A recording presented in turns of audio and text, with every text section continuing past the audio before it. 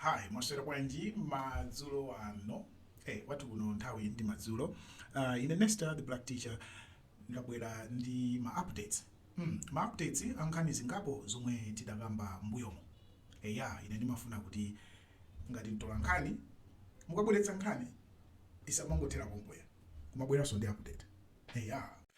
Please don't forget to like and subscribe. Okay?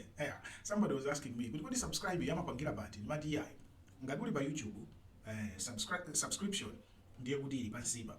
Mukangopanga mukamuone basi pa video pali mawu olemba subscribe. You just click subscribe. Koma ngati muli pa TikTok, just following is enough. Kapena share is enough. Chabwe. Nkhani yathu yoyamba tiyambire ku South Africa. Mukumbukira mbuyomo tinanena kuti ku South Africa kuchitika masewero kapena ma practice asilikali ankhondo apamadzi. Amachita ma games ngati ma rehearsals ankhondo. So ma games amenewa anapangidwa plani ndi South Africa kuti panga host ndipo maiko amene amabwera ndi a BRICS. Ma founding members a BRICS pali South Africa, Brazil, Russia, China ndi India.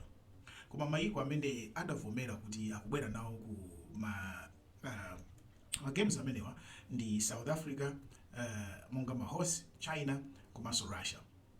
India ndi Brazil stayed away, ananena kuti sabwera. Ndiye anapanganso invite Iran ndi UAE, United Arab Emirates, ndipo alendo amenewa anabwera. Koma nkhani yomwe inavuta ndi Iran kuti South Africa mmene inapangira invite Iran anapanga invite Iran si president wa South Africa yani. Kunapezeka kuti army chief wa South African army timati General Chiphwanya achiphwanya achiphwanya anapita ku Iran oka. And zimamveka kuti a president ya South Africa anali asanapange approve invitation ya Iran. Koma achiphwanyawa atapita ku South Africa, atapita ku Iran, anakaipanga invite Iran.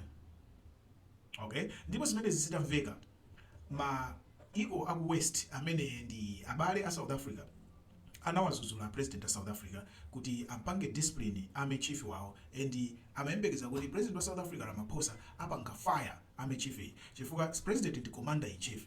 Army chief sangapite ukapanga invite dziko lina iyeyo asali involved. Wa army sayenera kupanga nawo zandale. Kupanga invite dziko lina, that's a political move. Woyenera kupanga invite amayenera kukhala ndi approve yochokera kwa president.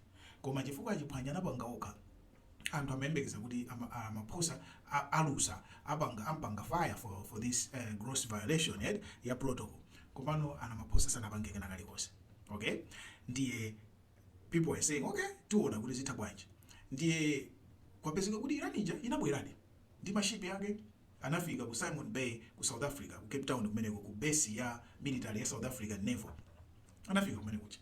Ndiye asanayambe kupanga ma exercise apa madzi ama steam ankhondo aja amakhala ndi miyambo inanso ya parade, amakhala ndi ma parade, komanso amakhala ndi ma games zimakhala friendly ndithu. Ndiye Iran inapanga participate ndithu ma parade aja, inapanga participate ma games. Koma kenaka South Africa inauza Iran kuti inuyo musapange nawo participate za nkhondo, so pano takuchosani pa gulu lopanga participate, inuyo mungokhala ma observers. Okay? Musabwerere asitukubwezani, koma mungokhala ma observers. Ndiye Iran inavomera kuti chabwino, no problem if tikhala ma observers. Ndiye Iran wadakali ku South Africa koma ngokhala ngati ma observers. Stima zawo ziwiri za nkhondo zomwe zinanyamuka ku Iran sizikudziwika kuti zili kuti, koma zili pamadzi ndithu, koma sizili nawo ku ma training. Chifukwa chani South Africa inapanga choncho? Ku America wiki ya mawayi Congress ivota kuti ipange extend agreement yotchedwa AGOA. Mwayikumbukira? AGOA ndi agreement imene America imagula katundu kuchokera ku maiko osalemera, maiko osauka. Timadziwa kuti America imagula ma t-shirt kuchokera ku Malawi, kuchokera ku Ethiopia, kuchokera ku Lesotho, amapanga ma jeans ambiri ya ku America amapangidwa ku Lesotho. And zonsezi zimadzera mu njira imene ya AGOA. And South Africa, alimi ambiri ku South Africa amagulitsa katundu wawo kupita ku America mu njira imene ya AGOA. ndiye AGOA imapangidwa extend, amasainira 3 years imapangidwa extend. Ndiye ku South Africa ikupanga expire apapo. And kunali chiopsezo chonena kuti ngati Trump akwiye atha kunena kuti AGOA iyithe ndi South Africa kuti asiye kugula katundu wa South Africa. Ndiye ena akuona kuti mwina zimenezi ndi zimene zapangitsa kuti Ramaphosa ne kuti Iran isakwise America zichasangalase. Ena akudera. Ena akudiso koma timing yake sinali bwino. Iran kuli ma demonstrations and military kumene ikupha anthu. Nde inuyo muzikapanga nawo ma demonstrations. Zikuoneka ngati kuti simukutenga mbali ya anthu omenyera ufulu. Paja inuyo South Africa mmanena kuti mmasapoti anthu omenyera ufulu. This zikhala bwanji kuti mukusewera ndi anthu amene akuphwanyira ufulu anthu awo nzika zawo. So in solidarity ndi nzikazo musapange nawo. Ena atero koma sitikudziwabe kuti chimene South Africa yapangira kuti kuyiletsa Iran kuti isapange nawo ndi chani. Definitely America sinalankhulapo kanthu. Ngati alakulankhulidwa zinthu ndi kuti zapasipasi, koma it hasn't been reported kuti America yapanga china chiliyonse kuuza South Africa musapange zakuti zikoma kwambiri. Talking about America, ku America komweko sopano data ma statistics atuluka chaka chino kwa nthawi yoyamba in 50 years net migration ya ku America yatsika. America ili ndi negative migration.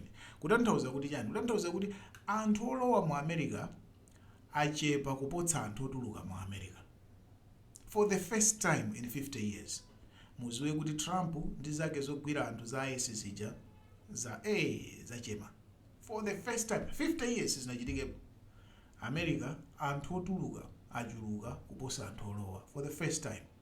And usiku wathawu America yomweyonso yalengeza kuti yasiya yapanga suspend kupanga process immigration ya anthu olowa kuti anthu apite ku America kumaiko 75.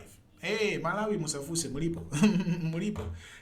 Maiko 75 basi America yapanga suspend asapangidwe so process immigration yopita ku America. Ingimene this is the latest. Osadiso zija tinanena mbuyo moya. Izizi 75 countries leroli Trump administration yapanga announce dzulo. Right? Usonyeza kuti akuti adikire indefinitely. Meaning kuti palibe tsiku lokuzani kuti mpaka liti akazaona iwo kuti basi pange azasintha koma auza my embassies onse kuti akane kupereka ma visa onse anthu amene amafuna kupanga migrate ukalowa ku America. That's the latest on America. Ndiye timalizire ndi ku Venezuela. Ku Venezuela ndi America pajatu nkhanicha. Ma America inalanda matankala amafuta. Tsopano America yapanga announce kuti yagulitsa mafuta a Venezuela ndalama zokwana 500 million. Sana ulule kuti wagula ndani zagulitsidwa bwanji, komano alengeza kuti agulitsa mafuta a Venezuela ndipo apanga ndalama 500 million. Ndipo akuyembekeza kuti adzigulisabe mafuta a Venezuela through ma American oil companies kuti adzatenga kuwapatsa kuwapereka kwa ma American oil companies. Imene ndi latest tiyitsatira kuti ndalama zimenezi ziyenda bwanji zipita kuti tiyitsatiraso imeneyo. Ziwo kwambiri tsiku labwino tichezanso.